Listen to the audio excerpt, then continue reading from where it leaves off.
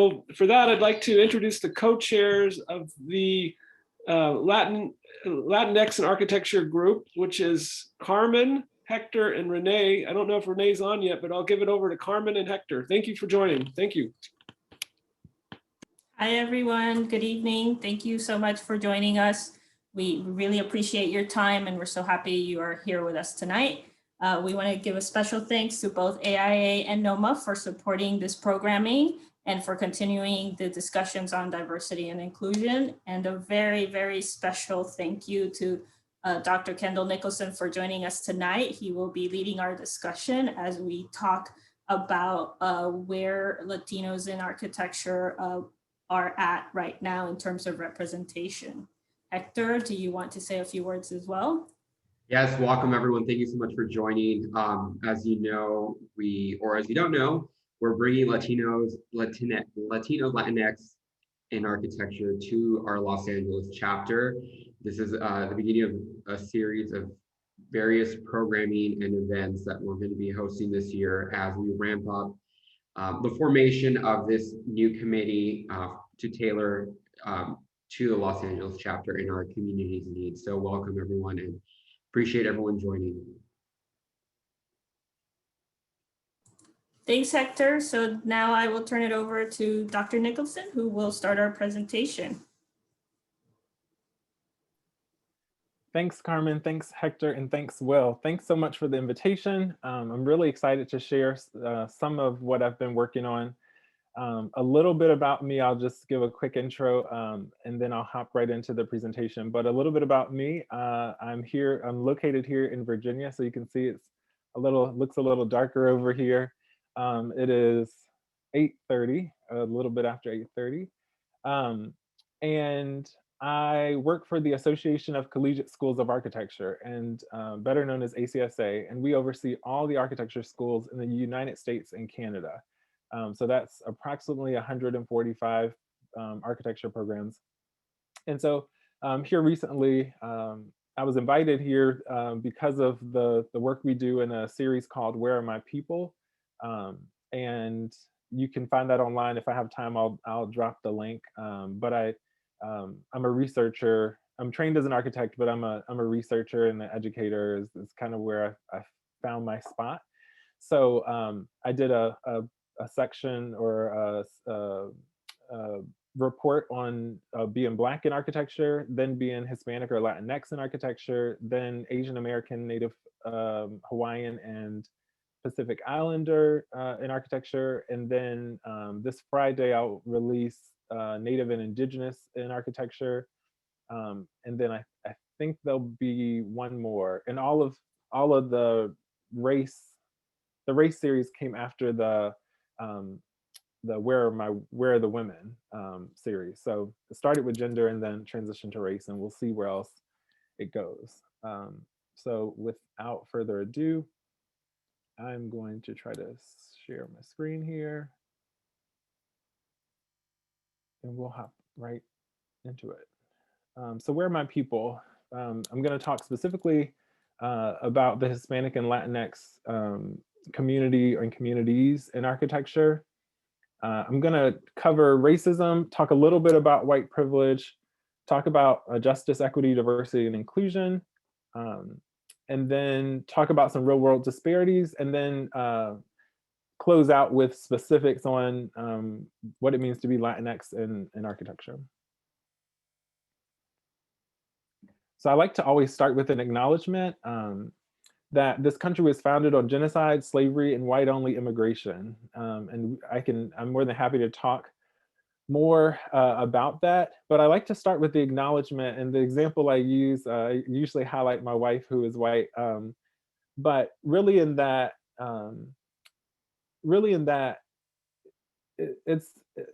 making this acknowledgement is a way of me showing love to our country despite all of its faults, right? In the same way that I love my wife. I love my wife, and she's the first one to say she's not perfect, so you didn't hear it from me. But I love her despite whatever shortcomings she has, and I expect her to love me despite whatever shortcomings that I have. And if we both ignore our shortcomings, then we're really probably not in a solid place. And so I like to think the same way about America. I need to be able to acknowledge that the country was founded on some really harmful, really terrible acts and practices that have led to systemic differences.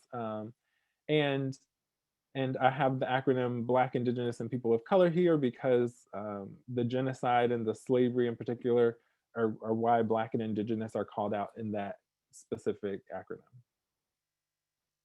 So I'm gonna try to speed through some of this beginning content, but I do always like to lay the foundation.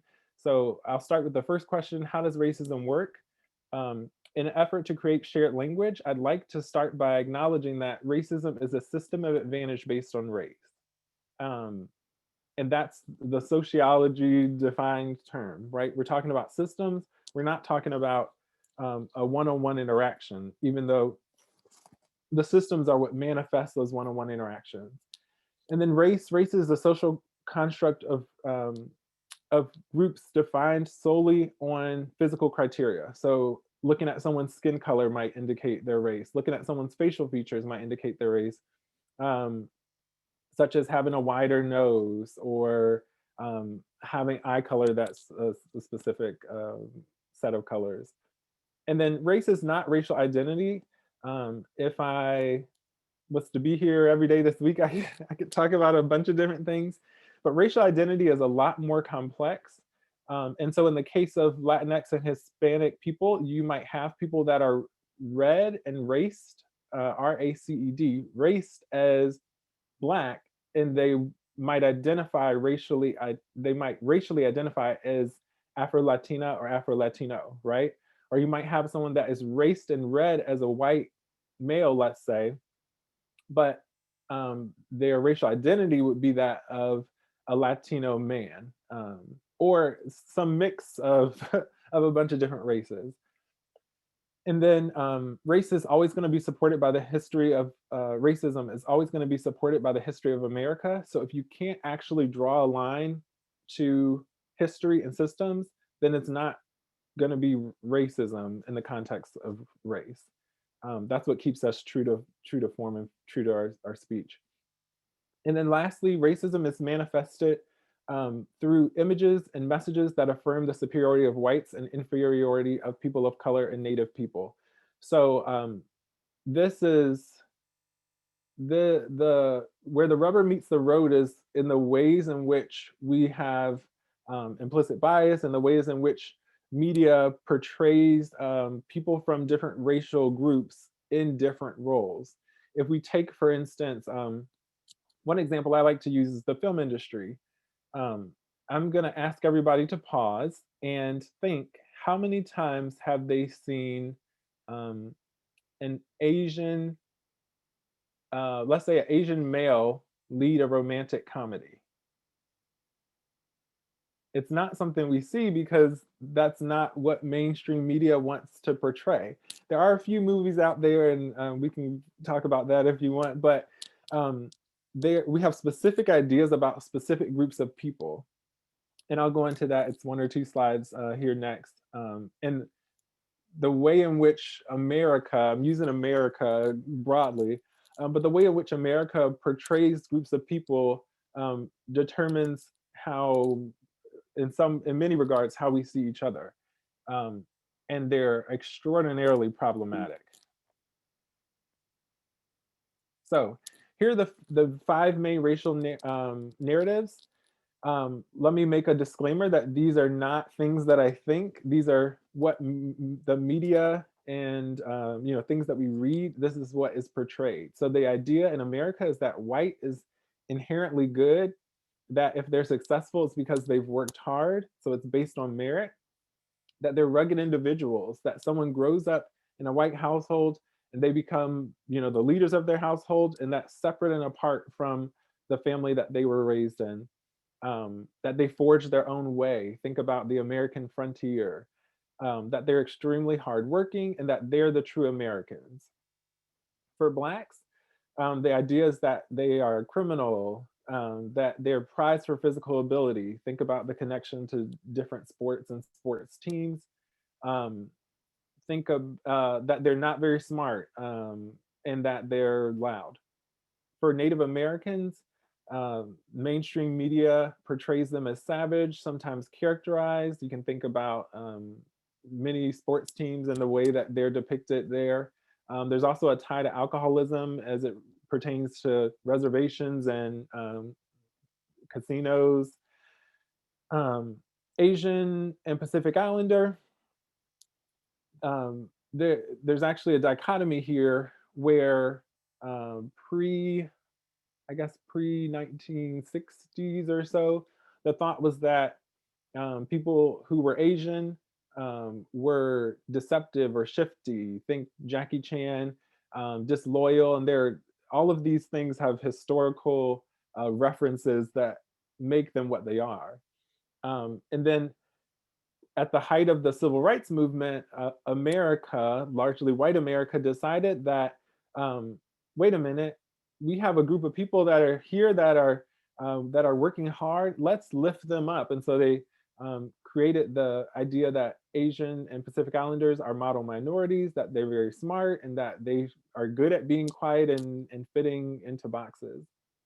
And then the last and fifth one, like I said at the top, these are extremely problematic. As you can see, the last and fifth one just piles all the brown people into one box, right? And so the Latinx or Hispanic community, Middle Easterns and Southwest Asians, for lack of better words, everyone that's thought to have a browner skin tone, that's not quite black, but it's definitely not white, is thought of as being illegal, immediately associated with immigrant, is thought of as lazy or terrorists, or exotic in many cases. That applies to the Southwest Asian population. And again, I'll note, just for anybody joining, these are not things that I think personally. These are the narratives that society perpetuates. And so if we look at them, I said at the top, racism is always going to have a historical or systemic tie. And so when we look at white, we're looking at the founding of the country. We're looking at the Declaration of Independence. We're looking at colonialism, right? Having power and privilege to own slaves. So when you look at black, the historical implications or precedents is that of slavery, Reconstruction, segregation. For natives, it's this idea of westward expansion, right? The Trail of Tears, Indian boarding schools, as being problematic ways that created systemic problems for modern America. For Asian and Pacific Islander, one example is the Japanese internment camps or Japanese incarceration that happened in the early 20th century. The Chinese Exclusion Act, and then for Latinx, Middle Eastern, Southwest Asian, I just have two examples here, but the list really could get quite long. We have the Mexican-American War.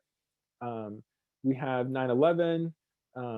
We can use COVID. We can use like a bunch of different things for that last group. So some examples would be police brutality against Black and brown people. I'm hoping these are all things that you have heard of or at least are aware of. And if you're not, I'm more than happy to provide additional resources. The education achievement gap would be another one you often find if you look at statistics for school divisions and across the nation, SAT scores, that Black and brown students are at the bottom. And then generational wealth, which I'll get into in a little bit. So really quickly, understanding white privilege. White privilege is a systematic advantage of being white. It's based on race, not culture, ethnicity, or nationality. So you can be, you can identify racially as Latinx or another culture or ethnic group and still benefit from white privilege. And there's a video I'll show that touches on that, among other things. And then all white people benefit from racism, albeit intentional or unintentional. And that's really just a sad truth. And that's why there's the push for anti-racist programs and ideas, because if you're not fighting it, then you're just benefiting from it and you're going with it. And again, that's a whole, it's a quite complicated phenomena. And then the last point I'll make on this slide is that whites are intentionally taught not to see whiteness and privilege, right? So there's this idea that across mainstream America, if white people are placed on the front of magazines and star in the majority of TV shows like Full House and Step by Step and Sabrina the Teenage Witch, then this is just a normal thing, right? Like no one's actually benefiting. Life is just moving as normal.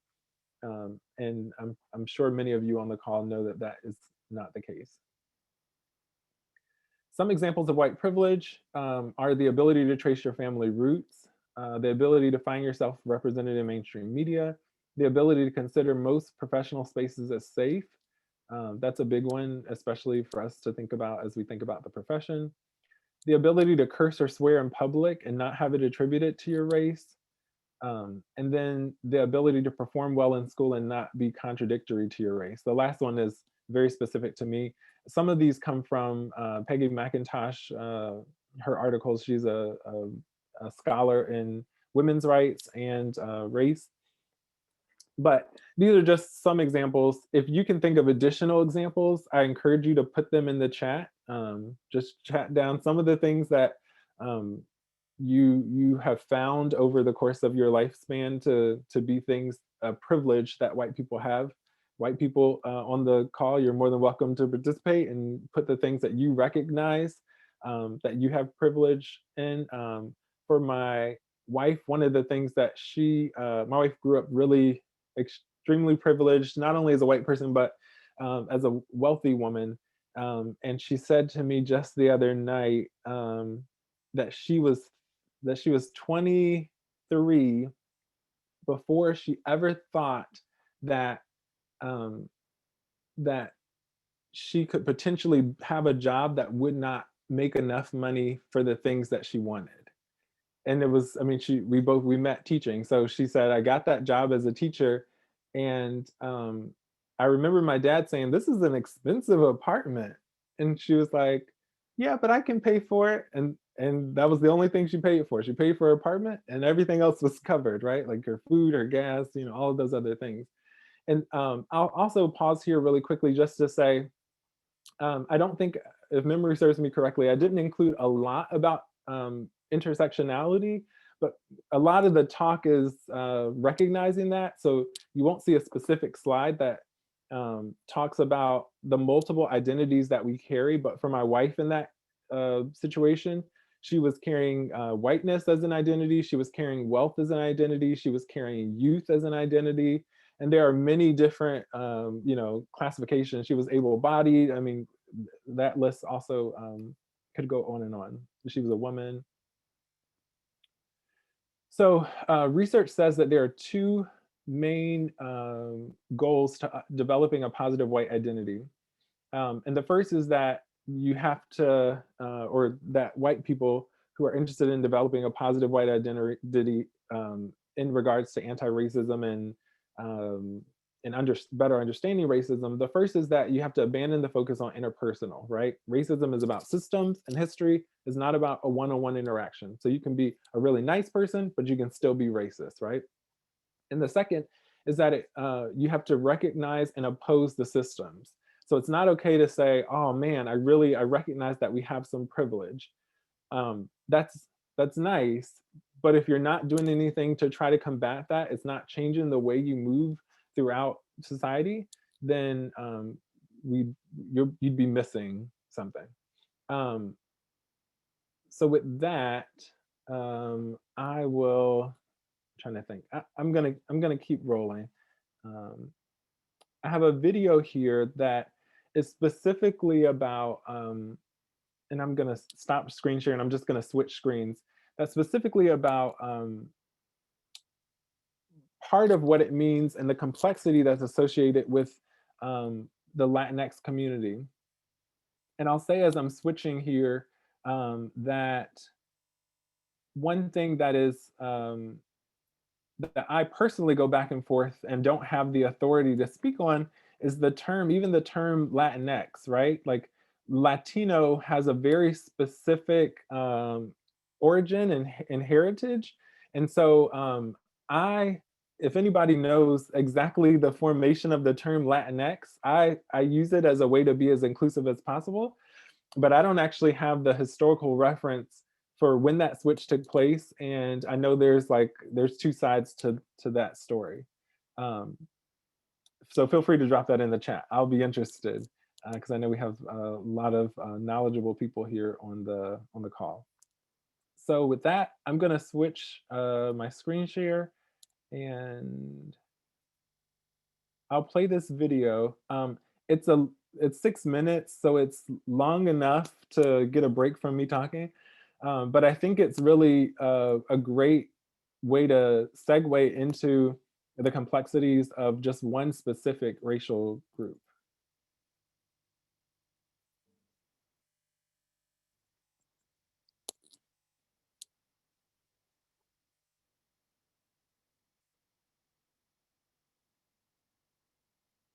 I think the Latino identity is pretty confusing to me because oftentimes I find it in a little checkbox on a form and I'm confused on whether I should put Latino or Hispanic, but I'm Mexican. As Latin Americans, as Hispanics in the US, there's a community that gets built regardless of which specific country you're coming from. And our history is a history of African people, indigenous people, Europeans, conquistadores, all these different people colliding, many times not with their consent. So that informs all these loaded issues people have. It's like navigating three identities. If you're from the States, you're American, you're Black, and you're Latina. Furthermore, wherever country that you identify in coming from.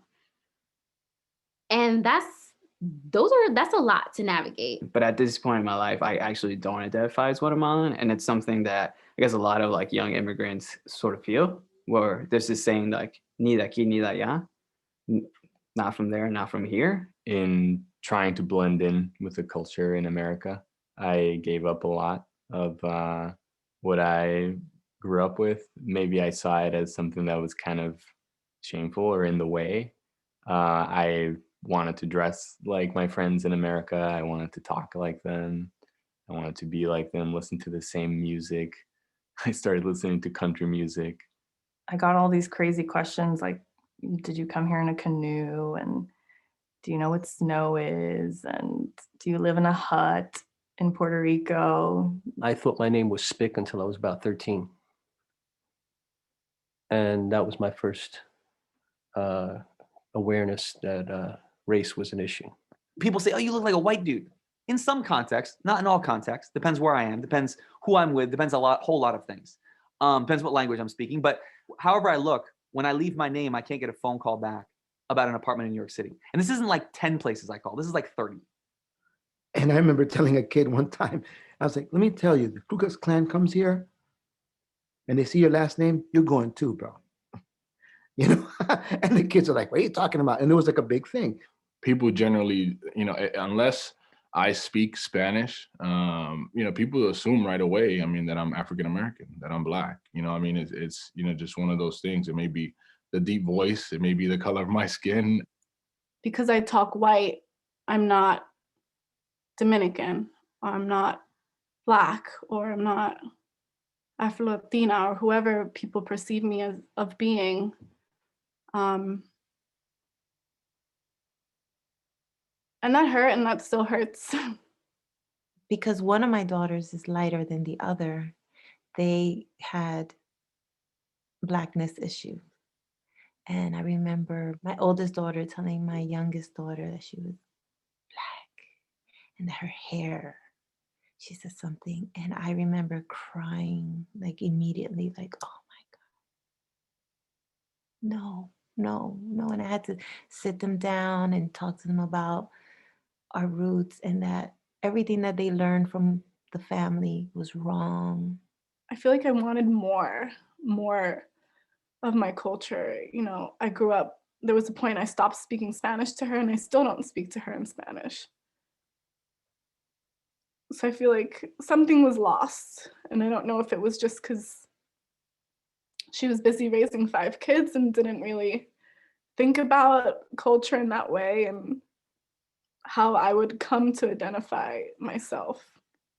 Growing up, and like this, as as a young teenager, I told people I was Puerto Rican, which is completely, which is right. But at a particular point when I became a little more politicized, I was definitely more of a Black nationalist than I was a Puerto Rican nationalist. Maybe because the concept of Black nationalism and the Black liberation movement is so much more accessible. There isn't a language issue. So yeah, I totally was reading Malcolm and Marcus and James Baldwin and Huey Newton before I read any of the Puerto Rican nationalists. Either you're Black or you're white, and if you're like kind of in the middle, you kind of like don't want to be in the middle. You want to, a lot of us want to be white, but we're still brown. We're still color. We still have color. We're still, according to what the institution is telling us, what race is based on your skin color. So you're like, I'm brown. So that's kind of like where it came. Like I'm not Black. And I'm not white, and I don't want to be white. So I'm kind of brown, and this is kind of like a thing that's there. If you are closer to being white, you are supreme. If you are not, you are less than. And to me, that's how I understood it. And that's why I think it's very important that Latinos who look like me say, you identify as Latino, cool, Colombiano, cool, whatever else, but you benefit from light skin privilege. The fact that you have ojos claros, people want to fetishize that, understand what that means. However much I might want to say, oh my gosh, I'm so special because I have green eyes. You're perpetuating white supremacy by running with that. I'll talk to a young girl, a young teenager, and she'll say, I'm not white enough to fit into mainstream society. I'm not Black American enough to fit in that, in that faction of society. And I'm like, but you know what? You're the best person to be kind of like a connector between both, because in you is everything. And being Latino in an American kind of New World way is basically being a physical embodiment of how America began as we know it. So you're every woman. So for me, being Latino is being phenomenal.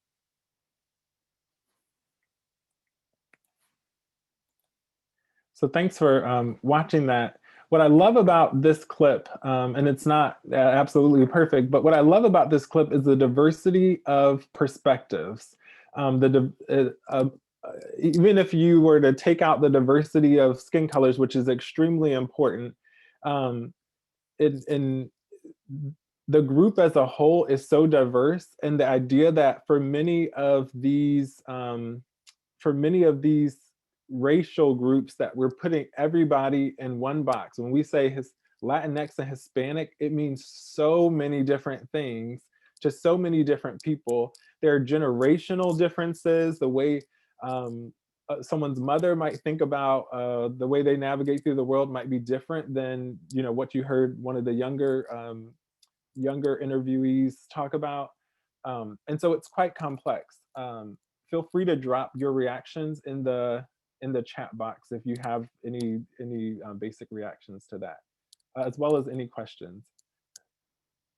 I'm gonna hop back to the presentation here. And I'm gonna talk about some real world disparities as it pertains to race.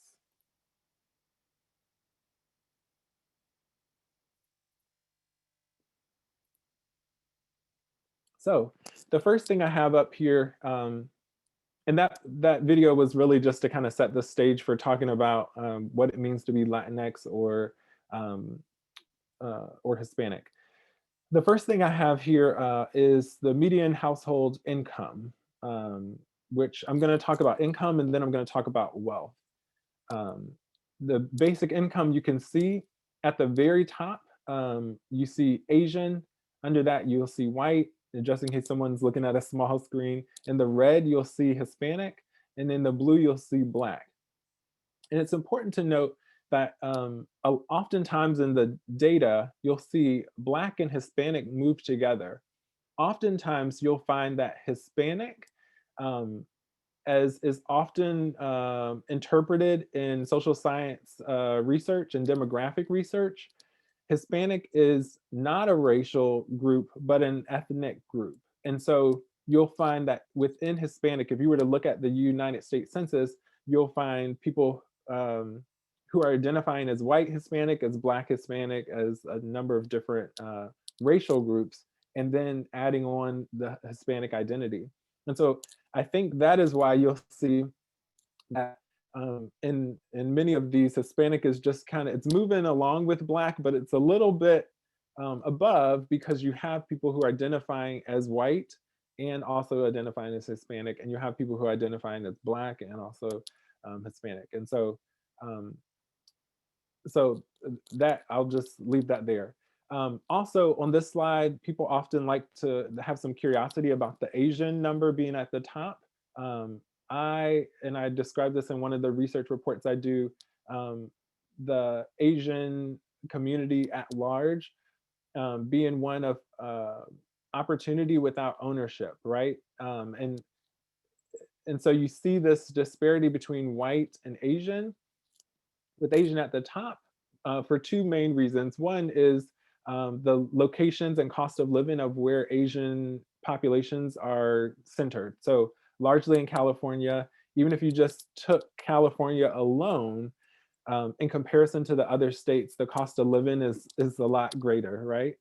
And then the other point for Asian Americans, Asians, and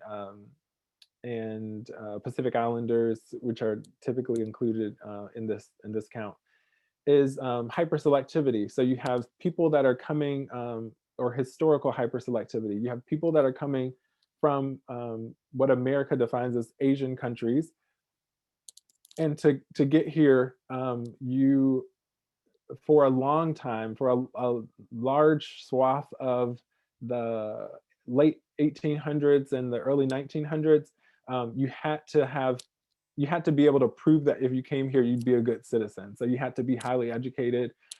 Sociologists call this hyperselectivity, that you weren't choosing the average Asian person to come to America. And actually there were laws and legislation against that. So this is the first of the real world disparities. Moving on, this is about wealth. So how much equity people have in their homes, how much they have as collateral in different capital investments and retirement. And you'll see this great disparity again between white and Black and Latino. As I said, Black and Latino, you'll usually see move kind of along similar lines. And we can talk more about this later. Let me check my time to see where we are. And then the third real world disparity, and these are just a few of many, is life expectancy. It was absolutely astounding to me to see the difference of life expectancy within a given city. And so there are a bunch of cities there listed on the right-hand side. On the left, I chose to zoom in. This is an article that was published in Time magazine. I don't know if it was in print, but it was definitely online. I chose to highlight Washington, D.C. because that's the city that I'm most familiar with. And in Washington, D.C., in the southeast quadrant is known to be the darkest complected, right? So the blackest in the case of Washington, D.C. So all the Black and brown people are thought to live in southeast DC. And you can see by the coloration on the map on the left that the life expectancy there is drastically shorter. And we can point to pollution, and we can point to a lot of different factors that would do that. But I'm going to keep moving in the interest of time. And again, I'm more than happy to talk more about this if time permits.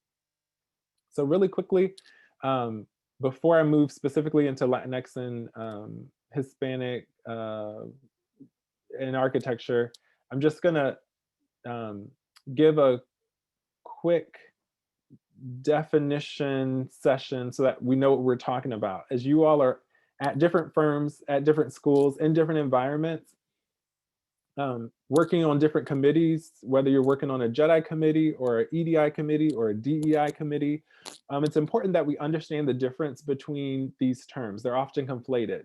A lot of times organizations will uplift inclusion.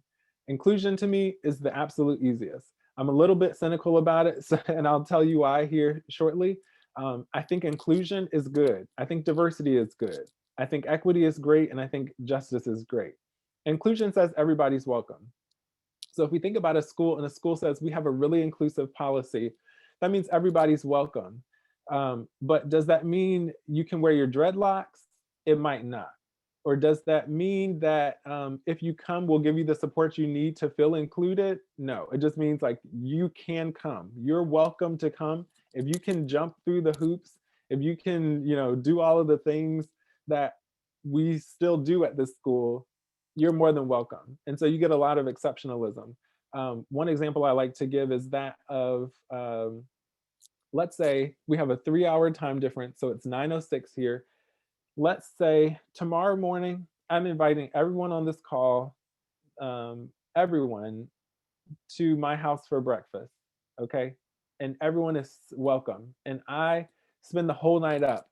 I set out 100 seats and 100 place settings of fine china, right? I can do all of these things. I can make grits and bacon and eggs and pancakes and waffles and yogurt. But if I don't actually consider how far you have to come to me, if I don't consider what your timeline is, and I want to do this at 9 o'clock in the morning, which is going to be 6 o'clock in the morning, if I don't consider that you would have to book a flight and how much that might cost and what means you have, then it's short-sighted, right? I'm just saying, like, you can come, I'm welcoming everybody. I can even overnight you a beautifully handwritten invitation, but it's not really gonna matter, right? Diversity, I said I was gonna be quick on this, but I always get inclusion gets me every time.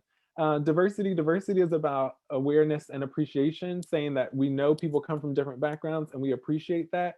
One example I like to give is, which again is a good thing, it's just not gonna get us to really equitable changes and just outcomes.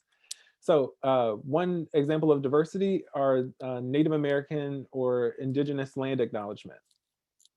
On the whole, I think they're great, but if that's where it stops, then I think they can be quite problematic, right? So if I were to say to you, so the land acknowledgements, for those who have not seen them, is where at a conference or an organization, even an event like this, someone might say, hi, I'm coming to you from this specific location, which used to be the lands of this group of Native people, and recognize really genuinely and quite beautifully recognize that that the land that I'm on was not ours to begin with. The problem I have with it is that it's diversity, not equity, because to say that is to say, I took something from you, I'm recognizing I took it from you, I have no intention of giving it back to you, but I know you were here first, and so I just want to call you out for that.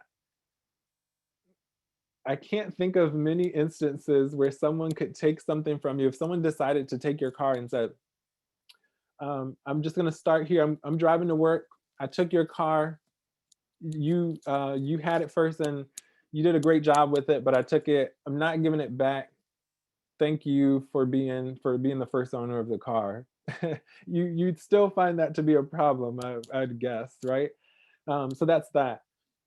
And I think one way to shift that from diversity to equity would be to say, let's say we're having a conference and we want to recognize that we're meeting on lands that did not belong to us, would be to say maybe 10% of the profits go to the tribal organization that occupied this land before, right? Because equity is about the reallocation of resources. So it's about history and systems.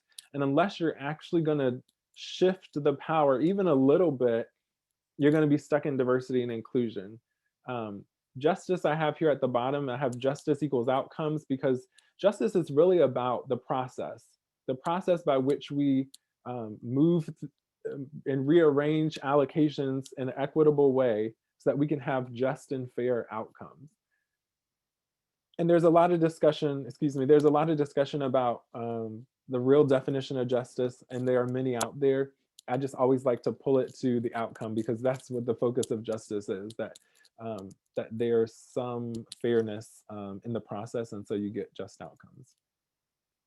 So again, in the interest of time, I'm going to skip some of these. I talked about them, I think, pretty thoroughly. And I'm also going to move through this with a quick highlight. If anyone's interested, I can go back. I typically like to spend some time interrupting, explaining how to interrupt bias, and the difference between assertive and aggressive. So when someone is being assertive, they are speaking up for someone, or they're speaking up for themselves while being respectful to other people. And that's different than aggressive. And a lot of times when you're speaking on equity, especially if you speak with an authoritative tone, you may get called aggressive, like this person's being aggressive.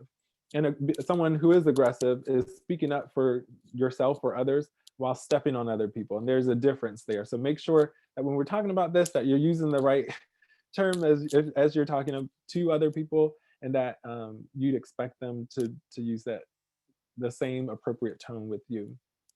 Not tone, term with you.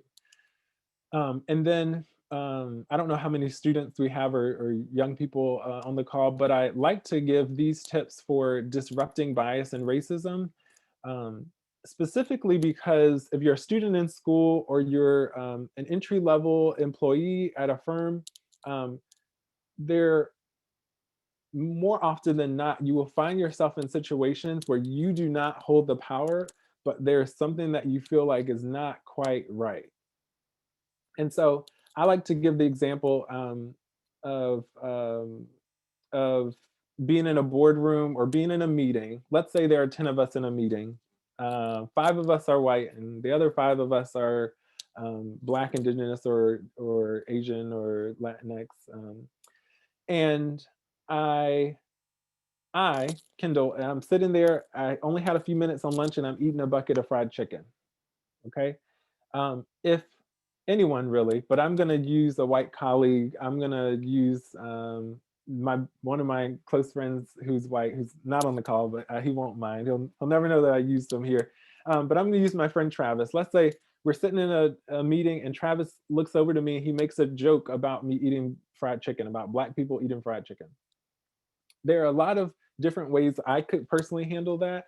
In that particular instance, what would be best is if a white person in the room did one of the following. The white person could stop him. They could say, Travis, that's inappropriate, and we're not going to tolerate it here, and just let the fallout be what it is. They could also stop him by pulling him to the side and say, hey, Travis, can I talk to you for a minute? Walk out of the room and say, Travis, I heard what you said. I didn't think that was appropriate. You know, et cetera, et cetera. So have a talk with him in a private way. The second tip would be to ask questions. So if Travis was making that joke to me about Black people eating fried chicken, someone could ask him, again, this could be anybody really, it could be me. I could say, oh, what do you mean when you say Black people always eat fried chicken? Like, what does that mean? I don't get the joke, right? And kind of challenge his assumptions and let him try to work through it. The third thing is felt, found, feel. And this is something that is used from a dominant perspective to another dominant perspective, right? So if I, in this, I'm sorry, I'm getting some background noise and I think there's somebody that might need to mute. Thank you. If I were to say felt, found, feel, like I said, is dominant to dominant. And so someone in that instance, I would expect, ideally, it would be a white person in that instance in the room that would say to Travis, you know, Travis, they might say, I used to tell jokes like that too. I used to think they were so funny until I found out that they were extremely hurtful. I had some scenario, blah, blah, blah. And I found out that these jokes are way more hurtful than you and I might think. And so now I feel like they're inappropriate. And it took me a while to get there, but and that would be using felt, found, feel. This can be used from the dominant perspective of any identity group, right? So let's say I were in a meeting, and I know I'm carrying on too long, but I think this is really important. Let's say I'm in a meeting and I make a suggestive or inappropriate comment to a woman. Then I would be expecting, again, or she should be able to expect that the other men in the room would say, hey, Kendall, I heard what you said. Maybe I once thought those kinds of jokes or comments were appropriate. Now I don't think they are anymore. because I found out how hurtful and all of the negative outcomes of these things. And so I feel like we can't do that. And the last little tip here is just to always focus on the action instead of the person. So anytime you call somebody out as being racist, they're going to be defensive, right?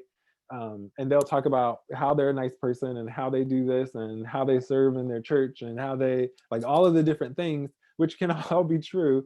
But I found that it's not really that productive. What I found works better is actually focusing on the action. So even if you're going to stop my friend Travis, you'll say, Travis, what you said landed as racist. And he can say, I didn't intend that, that wasn't my intention. But that doesn't actually change the fact that what you said landed as racist. Whether you think you're racist or not is a whole different conversation. And I have just a quick piece about signals. I'm picking on NCARB in this. One of the white privilege things I noted was the ability to feel safe in different professional spaces. If you look at the NCARB board over the past few years, you will notice that it appears to be, it's raced in red as largely white and then mostly male. There are some women or people that I would guess identify as women in all 4 of the pictures, but it's just not a very diverse picture. On the other hand, NCARB also has, this is the National Council of Architectural Registration Boards, NCARB also has these think tanks which tend to be a lot more diverse. And so if I were to walk into a room and saw this picture, this group of people, I might think these people probably don't understand my experience. Like, I might have a harder time connecting to them, and I hypothetically could be really wrong. But the signal that is given by pictures like this on a website or on a brochure is that this is a white exclusive community. On the contrary, this picture says to me, oh, it looks like it spans ages, it spans cultures and nationalities. You might not be able to place everybody into a specific box, but it looks a lot more welcoming to me as a person of color. As we think about all of what I talked about, and I'm sorry for taking a long route there, but I think it's really important to set the groundwork. As we think about all of those things as it pertains to architecture, you'll see here in the 2018, we did a research project with AIA San Francisco, the Equity by Design. I'm hoping many of you have heard of it by now. But you'll see that I show this slide just to show the change over time. When you look at the column that is 75 or older, you see that it's largely white male. And if you look on the left-hand side at the 18 to 24, you'll see that it's oversampled a little bit for women, but that and it's still largely white, but it is much more diverse on the younger side. And so we see that trend happening. And it's important that that firms understand how that trend is shifting and are able to meet the needs of people from vastly different backgrounds. I like to show this graph, which is about the current debt. If you look at the 2016 numbers, you see that Black men and women with MArch degrees are averaged the highest debt levels among everyone. I'm sorry we don't have the Latinx or Hispanic population pulled out in this specifically, but we chose the highest and the lowest, and then you see the average there for those who graduated in 2016 or later being approximately 40,000. But you can note that for Blacks, and as I said earlier, Blacks and Browns, Blacks and Latinx and Hispanic people, averages kind of trend similarly. I would make the guess that they're also near the top of this, just because of the wealth gap that I talked about and the income gap that I mentioned earlier. But anyway, we see Black and Black male and female MArcs graduating with 2.5 times the debt of the average. And I think this is the last one I pulled from EQIA, which shows when you look at the male side, we looked at how much college education someone's parents had as an indicator of socioeconomic status. It's the #1 predictor. And so when you look at Hispanic or Latinx, on the male side, you see that it has the largest number of first-generation students in architecture. And also has, when you combine that with the parents or people who identify with parents who had some college, essentially takes the cake. If you look on the female side, you'll see that Black women reported having, when combined with some college and first generation, Black women reported having the largest numbers of, or the smallest number of parents that had college degrees. But again, the largest number of first generation students are identified as Hispanic and Latinx. And then this slide I just show because it really breaks my heart. Usually when I talk to students specifically, I talk about thinking of architecture less as a design service and more as being a design servant. This one breaks my heart because when we asked the 14,000 respondents that we got, whom does your work positively impact? Underserved communities, by and large, took last place. And I think I have a hard time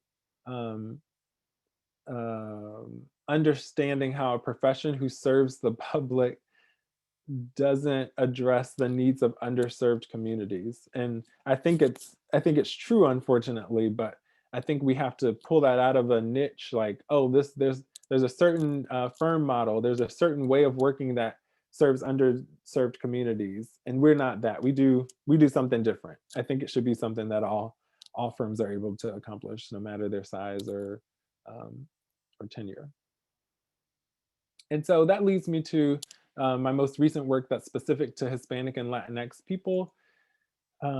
We have a lot of people on the call today, which is great. I had planned to do a little more interaction, but I'll kind of talk through my questions and have you guys put things in the chat. This first slide talks specifically about HispanicServing NAB accredited institutions. So these are institutions that are accredited and by the National Accrediting Architectural Board, and our main set of schools. So think many of the larger schools like Cooper Union and USC and RISD and UVA. I mean, the list goes on and on, but it's approximately 139 schools. And so you'll see on the left there, the concentration or the Hispanic or Latinx population as the dark purple colors. So you can see Texas, Arizona, California, Florida, Georgia, New York, Illinois. And I paired that with the results of the Mexican-American War, which, if you look at it, begins really to tell the story of why there are groups of Latinx and Hispanic people located in parts of the US that they are. And I also have noted the concentration of schools that are serving Hispanic and Latinx populations happen to be in those same areas. And they're extremely integral to the pipeline of Hispanic and Latinx architects or aspiring architects. What's interesting that I found in this research is that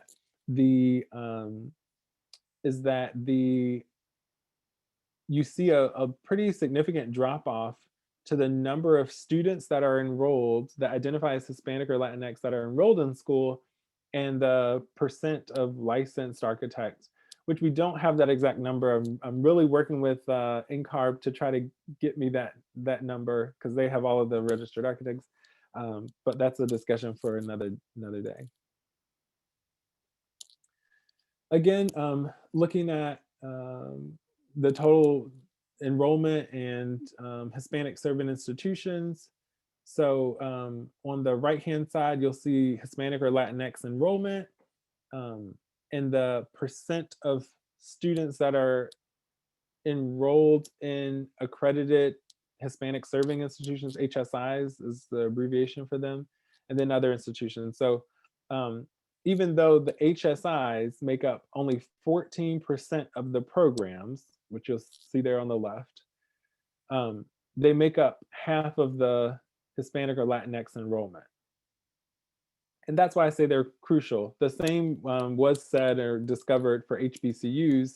The HBCUs make up 5% of the architecture programs, but accounted for, I think, 32 or 33% of the Black population of enrolled students. And this graphic, the last of the larger graphics, uses the percent of people who identify as Hispanic or Latinx in society, so living in the USA, you see that 18.5, and compares that to other social demographics and architecture specific things. So when we look at the percent of accredited architecture students, which is right next to that, I don't know if you all can see my mouse, but it's 17.6. So it feels like it's really close. The percent of four-year architecture students, so students that are in bachelors of arts in architecture, or bachelors of science in architecture, things like that, 19.5. We're right in the matching the population. And even if we look at all architecture graduates, it's 17.2. But when we start to look, I'm looking at the second row here, look at architecture faculty, it is well under what the US population percentage is. Architecture professionals at 8.5. And that's the discussion that I was starting to, or referenced earlier. If the schools have, the two-year schools have 20% Hispanic population, the four-year schools have 20%, 19.5 Hispanic and Latinx population, and the accredited architecture schools are right around the same area, 17.6, then why is the architecture professional group only 8.5% of the profession? A little bit of that can be accounted for by the changing demographic, as I showed earlier. Younger students are a more diverse student body, but there's a lot of improvement. You see AIA membership there being right around 6%. And then when we look at unemployment, so people without employment, the Hispanic and Latinx population makes up just over 20%. And sentenced prisoners, 23.4. So that's almost 25% of the sentenced prison population. And so when I talk a lot about architecture and its relation to society, I'm talking about the connection between two specific parts and asking the discipline to look at society. Like, let's look at the number of sentenced prisoners and try to address that. Not because that's what's within our skill as architects and designers, but because we won't be able to better the profession if we ignore those larger systemic problems. The same could be said for unemployment. So here's where I was planning to make some interactive, I had interactive hopes and dreams, but I'll ask you guys to put it in the chat. I'm just gonna share through these. And if you have a response to the question, if you identify as Hispanic or Latinx and you have a response to the question, feel free to add that in the chat and we can, as you feel appropriate. So we talked about, we did, the survey that matched the research. And one of the first questions we asked was what it means to be Hispanic or Latinx in architecture. And I'm going to read through these and tell you a little bit about the themes. So the first one says, being Latinx in architecture is a privilege, a struggle, it's lonely, empowering, exciting, and a great honor. And that one specifically speaks to the video that I shared, which is it's complex, it's complicated, right? It's not, it means something different. It means thinking about the way in which not only I navigate, but the way in which other people navigate, which leads to the second quote, which says, I feel that it is my responsibility to represent my culture through my work and teach the world about Hispanic culture through architecture. And this is something that is often cited among Black, Indigenous, and people of color, is this responsibility of like a cultural guardianship, I call it when I talk about Indigenous cultures, that you have to remain true to who you were raised to be, and then you have to try to partner that with what it means to work in the discipline. And I'm gonna start to wrap up here because I wanna get to have plenty of time for Q&A. The third one says it means to have the responsibility of representing our community and advocating for more than just yourself in the profession. A few more quotes says, never quite fitting in, always working to absorb broader hegemonic histories with little attention paid to our own legacies and personal experiences. And that experience, again, is not uncommon. It is unfortunate, but there's like this idea of devaluing where you came from. And so you're fighting to have a seat at the table, you're fighting to be heard, you're fighting for all of these things just to do your job. The next one says to be the person paving the way for an entire generation of Hispanic children to bring their brilliant perspective to this industry. Homogenous professionals bring about homogenous ideas. And the last one says, we are full human beings with hopes, dreams, skills, and abilities. Our ancestors built massive and complex cities and structures that still stand today. And I like that one because it references the past and actually substantiates the work of Hispanic and Latinx people, specifically in architecture. The next question we asked we asked participants to identify one area that is significant to the Hispanic or Latinx community, but insignificant in architecture. And the first one says immigration reform and poverty. Architecture is a service industry that seldom looks at the most disadvantaged sectors of society. I substantiated that in how many people identified that they served underserved communities. The next one says that design for those that have never engaged with an architect. I think this one is really big. If I had more time, I'd talk, or on a different day, I would talk about the social relevancy of architecture. And I'll encourage each of you to take a moment either now or after the call and think about how your grandmother would define an architect or architecture, or your grandfather, if you will, but and kind of whatever her response being would need to be okay, right? But if we don't actually communicate our value and engage people who right now would never engage in architects, then the public is not really going to understand what we do. And then the third one says architecture is a social and political tool in the US context. To care for our community should be an intrinsic responsibility of the architect. 100% agree. I won't add any comments to that. And then these three, I won't read them. Like I said, I'm going to wrap up here, but we're largely about family. And we see this as a staple in Latinx and Hispanic communities, or social science, sociologists write about this idea of familism. And so I state in this particular article, if you haven't seen it, that there are a number of studies, one of which identified high achieving students living in America that had either immigrated to America, were born in America, and identified as Latinx or Hispanic, and then also white students. And one of the major takeaways of this study was that the high achieving white students understood their motivation and articulated their motivation for being high achieving as a way of being able to secure their own wealth separate from their family, right? Like, I want to be successful so that I can take care of myself one day. And what was identified among the Hispanic and Latinx students that were also high achieving was that I want to work hard and get good grades so that I can take care of my family one day. And those are drastically different things. And then the last question we asked was to tell us about your experience realizing your racial identity. And these really ran the gamut, so to speak, but I'll reference it back to the video I shared, which is, it's complex, it's complicated. Someone noted, I'm still debating to what extent I am a person of color. I see myself as a person of color in terms of my culture, but I definitely do not face the same discrimination as someone darker.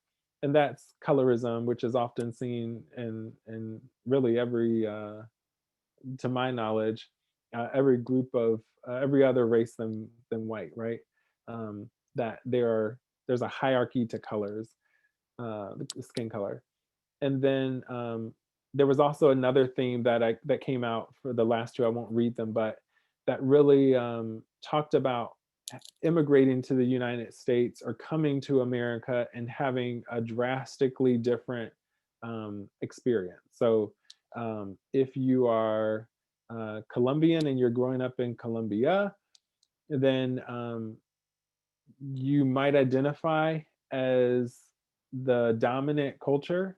And then when you come to the United States, everyone's treating you like you're not part of the dominant culture because you're not anymore. And there being some racial awakening at that point. So with that, I feel like I've done a lot of talking. We can move to Q&A. I think I'm going to pass it back to Carmen or start to look through the chat, Carmen or Hector. There's my email if anybody has any follow-up questions. But with that, I'm going to stop screen sharing and we'll transition to questions. Thanks so much. I know I had a lot to say and I feel like I've been talking for a long time, but I hope there was something there that you found or took as interesting. Thank you, Kendall. This was beautiful and very informative. I hope everybody gets a little bit of something out of it. This is just the beginning of our conversations. There has been a lot of chatter in the chat boxes. We have a lot to cover. Tonight is going to be one of many. So if we don't get to all of the subject matters, don't lose faith. We want to bring these subject matters up. And so we will. We'll just have to work through them one at a time. So I will start with the questions that we have. I will actually ask the most recent one first. I would like the person who typed it to speak. So if I mispronounce your name, please correct me. Ishmaeli. Sorry, I was muted. And I didn't catch the question. What was that? I want you to ask your question. It was a beautiful question, so okay. Where is the question? See if I can go up to the chat. One sec. Oh, here it is. What is the role of architecture school studio syllabi and architecture production at large in addressing the questions of race and social-political equity in our communities? What are we building and for whom? And I often ask myself this question in practice.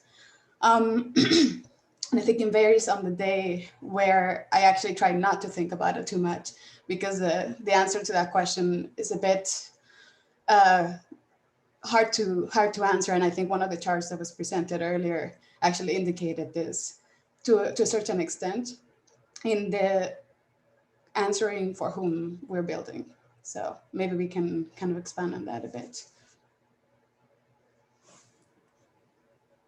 Yeah, thank you for that question. As I said, I work for ACSA and we're connected to all of the accredited architecture programs and some of the four-year programs. I'm going to drop a link here in the chat of a list. Here we go. Of a list of schools, a list of courses that are being taught that are specifically meant to address equity in some way, shape, or form. So not always racial equity, sometimes it's environmental justice, sometimes it's sustainability and other ways to address the systemic problems of America. But I do think that is something that is happening. Now, the rate at which it's happening, we could critique, right? I think that when I look at, which I've looked at a number of syllabi for different courses, I start to see the content being included in professional practice courses is the first, in architectural history.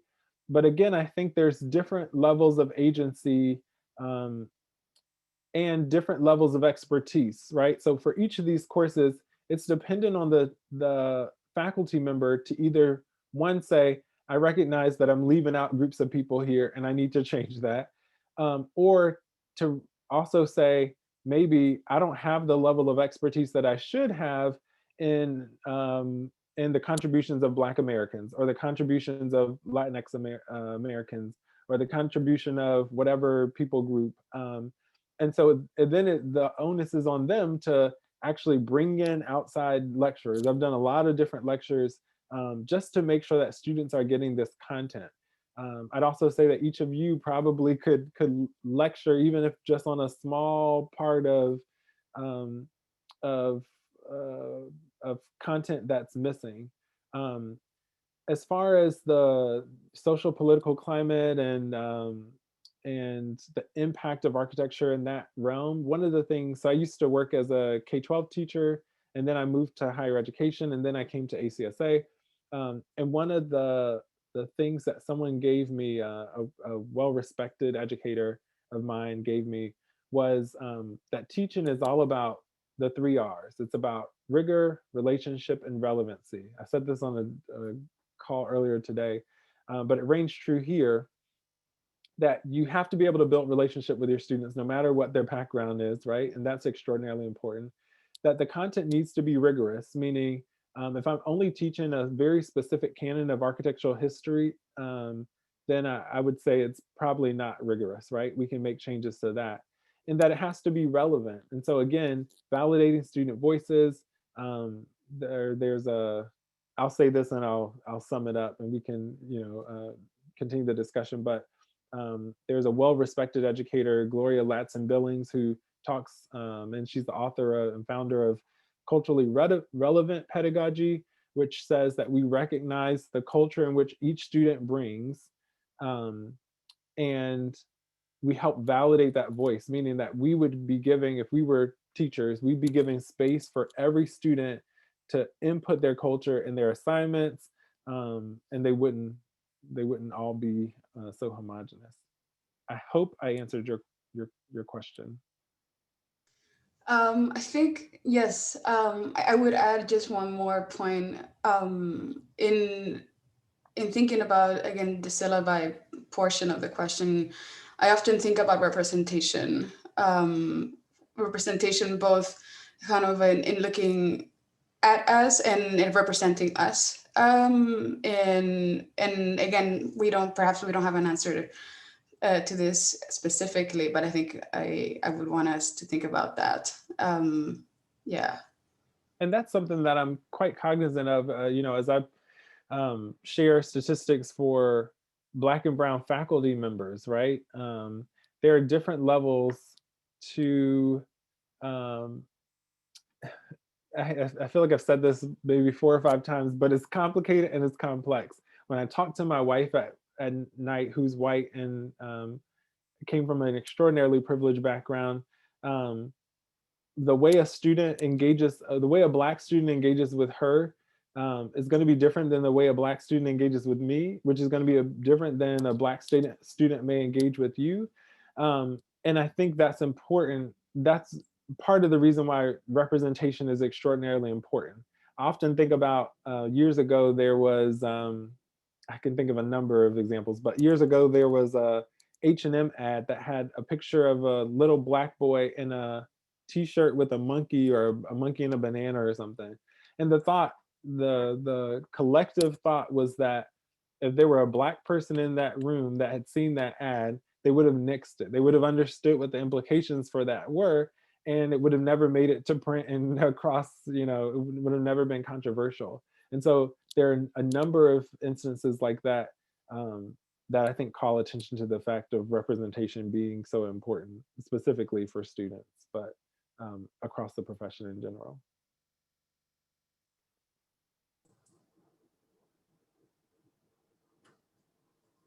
Thank you. Okay, so Hector, do you have the next question? Yeah. Great. So actually, I have a question. So Do it. I have a question that I was typing in. So my question is, what can the profession do to make architecture education programs more accessible? So, actually being inclusive and equitable, and the licensure process more achievable to these groups. Thinking back on, my education and everything, it probably would not have been achievable had I gone to a private school, graduate so much debt and trying to get licensed at the same time. And I feel like this is a question that comes up a lot, especially with emerging professional groups, that yeah, we want to bring, for example, Latino, Latinx, Hispanic groups to the profession, but how do we make that actually accessible? And what can the profession do? Yeah, I think that's a really great question. So accessibility and licensure. I think, when we think about equity, as I talked about earlier, it's about the reallocation of resources, right?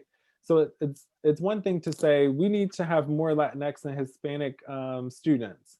And so you might even go to a student that is serving, that has a large Latinx and Hispanic population, and try to recruit from that school. But if you don't actually understand, this is my point of inclusion earlier, right? If you don't actually understand what it means to welcome them in, to give them a sense of belonging, I'm going to supplant belonging for inclusion, then you're going to miss the mark. I think schools have to be able to, I think there are a lot of schools that are doing positive things. I don't think they all fully understand what's required to recruit students from diverse backgrounds. In every case, they sometimes play to exceptionalism, like I mentioned earlier. So you can come to the school if you're high achieving, if you have the best scores and you are able to put together a beautiful portfolio. Then we're going to kind of be colorblind, but we'd love to have Black and brown students. And that's different because we're in a profession that is not really serving Black and brown communities all that well as it currently stands. So it will require someone to be able to assimilate enough and be willing to assimilate enough to say, I have to be really high achieving, go into this career that can be lucrative after I pursue licensure, right? And when I graduate, I'm not even really going to be able to serve my people because our profession doesn't really do that. And so there's so many problems in that in of itself. Your question about licensure, that's one that's still a bit of an enigma to me. Like I said, the percent of Latinx and Hispanic members of the architectural profession is drastically lower than the number of students in school. So what's happening to all of the students that they graduate and decide, no, I'm not going into the profession? And where are they going? If we could capture that data, it would be great. I will say there are things that that firms can do, which I'm sure many of the firms you work at maybe are trying to do, which is to help. There are programs to help alleviate student debt. There are ways in which we can incentivize licensure. So maybe you pay for the test. Maybe once you pass one of the licensure tests, you get a $1,000 raise, right? And so if you keep doing that, your salary will increase and you're encouraging people that way. Maybe there's a partnership where people are able to take dedicated time that they would otherwise be working on projects, and they're able to dedicate some of that time with someone who just did it or knows the ins and outs of licensure, right? I think there are a lot of different ways. I think it just requires people to be creative, and sometimes we as Black and brown people are the people with the power, but quite often we're not. And so we're depending on people with the power to say, this means so much to me that we're going to get creative about it and privilege those that have less privilege. Yeah, no, I definitely think the profession needs to take control back of, the process. I feel like we rely too much on NCARB, NAB, CAB to dictate what these requirements are that don't always align with the actual profession and the equities of the profession itself. So, no, but thank you. Yeah, thank you for that question. Carmen, Great. Renee. Yes. So the next question is from Elisa.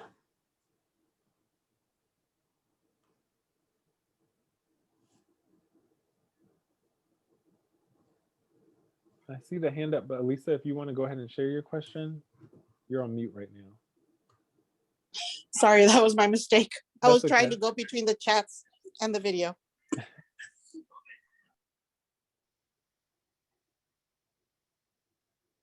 The floor is all yours.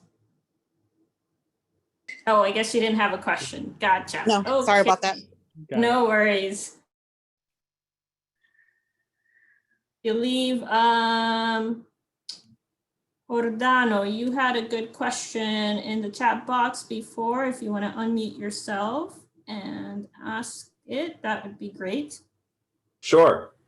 So I guess this is kind of like springing off of also what Hector was talking about and asking.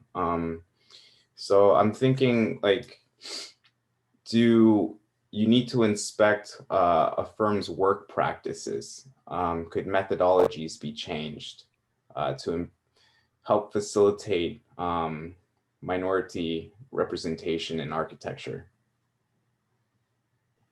I think that's a good question. So in the 2018 work we did, one of the telltale signs for success and promotion at firms was interacting with clients. And I think that's one avenue really to what's the word I'm looking for?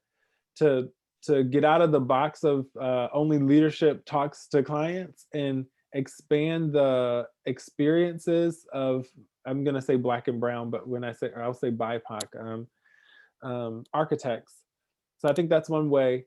I think it also really, one of the biggest things that changes the dynamic is being intentional. And it is one thing to, let me see how I can articulate this. This is a question I often ask, so I'll just ask it and maybe let you guys sit with it for a second. But if you're able to look at the statistics, and this would be true of any profession, so a firm in any profession, but if you're able to look at the statistics and see that Black and brown people have the lower levels of educational attainment, they have the lowest levels of generational wealth, and the lowest levels of income, among other things, and some of the highest levels of, make up some of the highest levels of the prison population, then when a Black or brown person walks through your door for a job interview, they have already overcome so many obstacles and so many barriers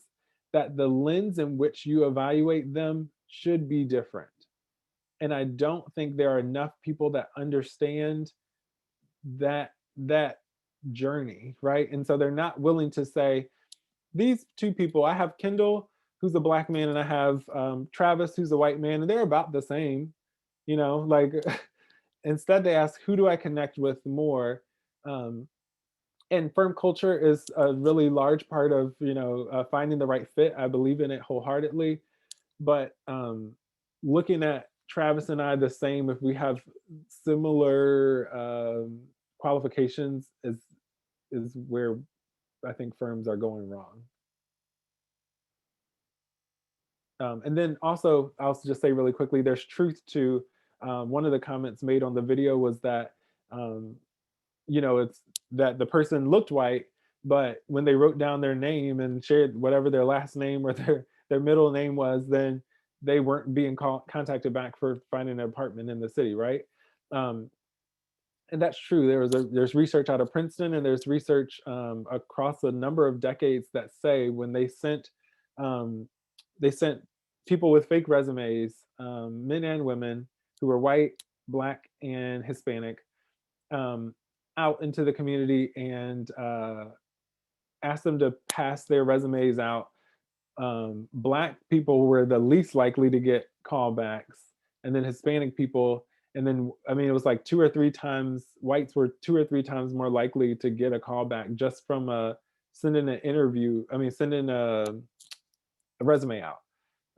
So there's that obstacle to face before you can even actually walk through the door. I hope that answered at least part of your question.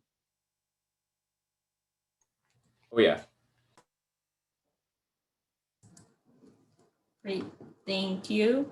So I want to actually pivot a bit now. There was a great conversation that took place in the chat room regarding the female Latinx experience in architecture and some of the cultural aspects that are part of what we encounter as professionals and as women. And I want to give the space for that to happen. For those who might not have been reading the chat, I will tell a backstory of how we started AIALA. It was because of a young lady, an undergrad young lady who in one of our many previous JEDI events said that she felt like there was no representation and there was no mentorship from Latino women for her, and she didn't see herself represented. And that took me aback because we're here, we might be small, but we're mighty. And so I started calling friends and saying, hey guys, this is just wrong. Like, how do we make this happen? And, you know, Renee, Hector, and a few others, we all kind of said it has to happen. We need to make our voices heard. So for those young ladies in the chat room, and I call you young ladies because I feel a little older tonight, we're here and this is for you. This is why we're doing these things. And we, as you come into the career, there are those of us who want to make sure that you know that, and that there is a space for you, and we want to make more space for you, and we want you to be part of it. So that is what this is all about, is making that space for everyone. So if any of you would like to speak to the group about your experiences and what you're feeling right now, this is the place to do it.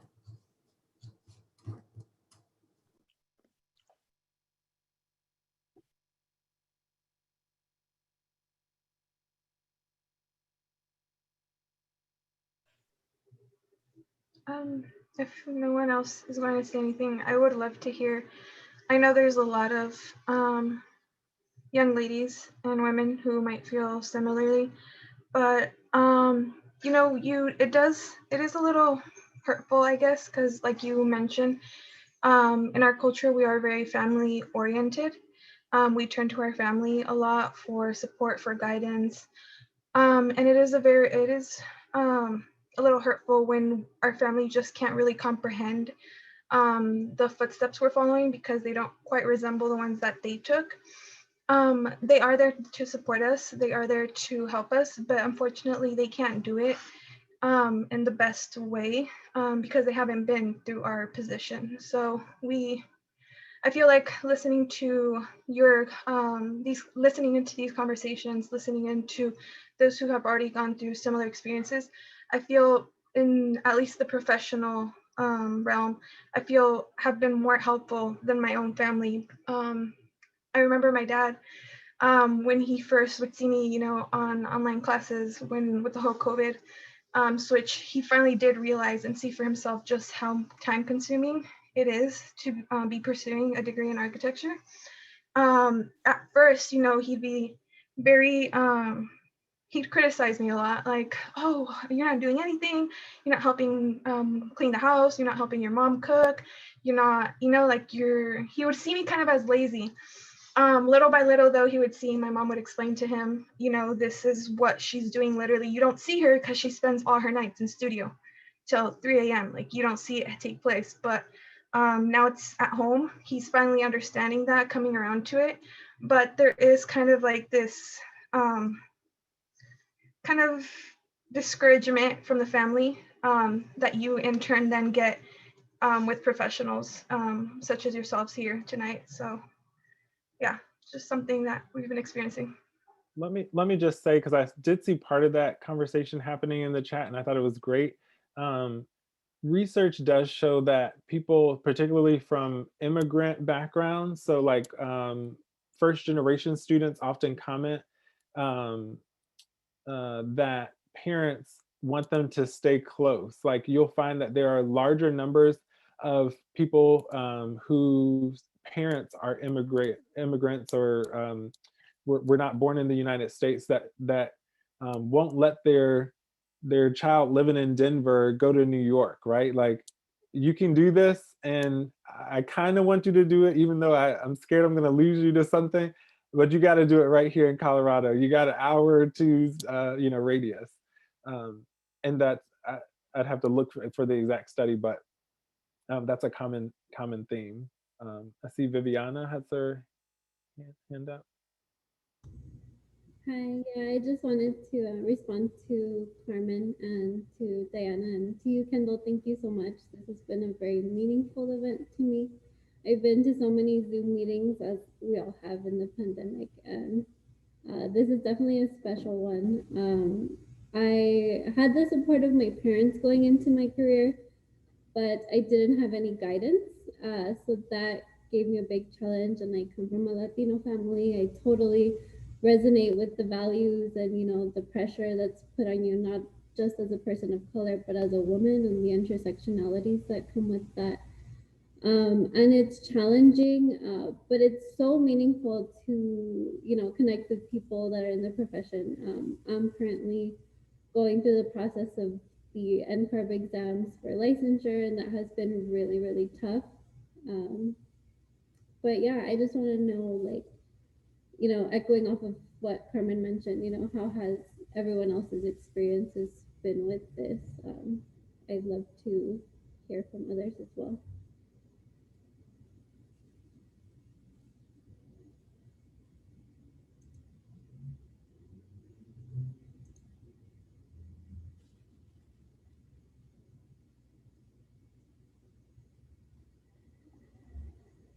Is there anyone in the audience that wants to speak? I'm more than happy to jump in. I can Oh, I see speak a up. hand. I don't know how to raise my hand. I'm sorry. This topic is kind of crazy for me to hear about in a professional realm, because I have felt very alone for my entire professional career as a young Latina woman. I'm 36. I have a family, I have 2 kids. But when I was 18 and I went to Johns Hopkins, I was like the only Latina woman there in engineering. I didn't even I'm doing interior design now, so a little different than architecture, yes. But I was still in a tough school, pulling all-nighters all the time. I had a little bit of a different experience where I was getting encouraged by my father to get educated, but he was a little bit split between wanting me to be educated, but also I have to be a good wife someday, and I have to be a good Latina girl. Don't go out at night and be a woman of the night. Just a little bit of split, like go get educated, but don't be this way. And that, I wish I could say it's gone away. I'm 36, it's been many, many years, but part of that attitude still exists. I think at some point in my 20s, I finally told my parents that I would never get married and to just stop asking me about marriage. And they died half a death. But I did end up getting married, and, I have a family and everything, but I don't think it gets easier because I still care about what my parents think, and I love them and I want their approval. But what does help is events like this, meeting Hispanic people out in the industry, whether male or female, getting that encouragement from other people who, like you guys, like we have, I think everybody here has something in common. So that helps a lot. And like I came here to be encouraged. And I feel like I am getting encouragement just by reading the chat and listening to the research and listening to what you guys are saying. So that's kind of my 2 cents. I'll say, I think there's someone else that wants to add on to this, but I'll just interject really quickly and say, feeling heard goes so far. And I don't think people understand, I don't know that people that don't have disenfranchised experiences understand what it means to feel heard when you're not when you're not heard for so long, right? And so that's why these spaces are really important. Research in race and equity also says that it's important for white people to have a white only space, right? Where they can discuss what it means to be white and struggle with some of these things, right? And that's not things that maybe we as Black people or as Latinx people necessarily want to hear. But that idea of feeling heard is extremely important. I'll say, I'm gonna pass it, it looks like maybe to Jocelyn, who has her hand up. But I'll say I do have to wrap up here. I'll have to drop off even if you all continue the conversation because I have a little one downstairs that needs a bottle. So if you see me drop off, just know I'm with you in spirit. And thanks so much for allowing me to come in and talk to you all. So thank you, Kendall. Before you drop off, I just want to say thank you so much for sharing all of your research with us and guiding us through this conversation. There will be more, so don't be a stranger. I think we'll be knocking on your door once again to come and join us for more of these. And we'll continue our chat as Kendall drops off to take care of the little one. We have another 20 minutes to go and there's a lot of more chatting to do. So we'll continue it as he leaves us for the evening. So thank you. Thank you, Kendall. I appreciate the time and all the insight, and also to you and Carmen and everyone for creating this community. I definitely feel the connection with everyone. You know, as a Latina professional, emerging professional, married at 18, I have an 8-month-old now. I'm starting my NCARB journey and getting licensed. So definitely the pressure as a mom, as a sister, as a daughter, and now, you know, as an architect, emerging architect, is definitely a handful, but seeing everyone and hearing everyone's story definitely gives that the reinforcement, you know, that is possible with a safe space like this. It's really helpful and encouraging to hear from everyone. So I just want to say thank you. And this has really been a special conversation that we're having.